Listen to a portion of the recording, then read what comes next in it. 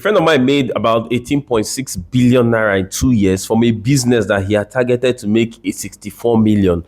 So the thing is, his goal was to make 64 million in 2 years, but he ended up hitting close to 18.6 billion revenue.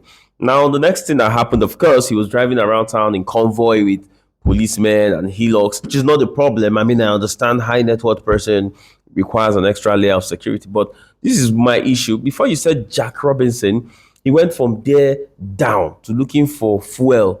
He had to be sending me as much as 10,000 to just buy fuel in his car, or 20,000. Imagine having waking up and having close to 20 billion naira, and then waking up another day and looking for 10,000 naira. My brother, you may almost think of suicide. It's even easier to manage poverty and lack when you've never seen wealth or you've never tested good food. But if you have tested wealth, it is the most difficult thing to deal with lack. Some points, the guy told me, look, sometimes I contemplate suicide.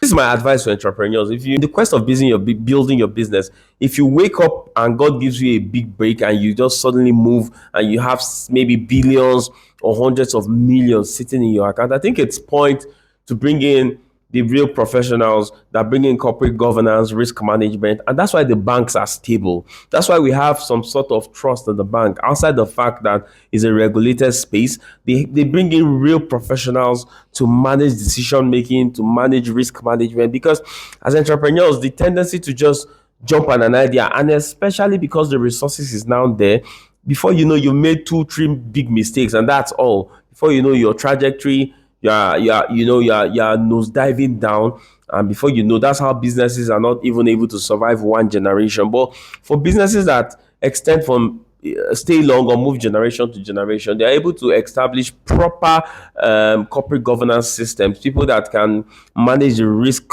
of the business or ensure that decisions are made under properly examined situation.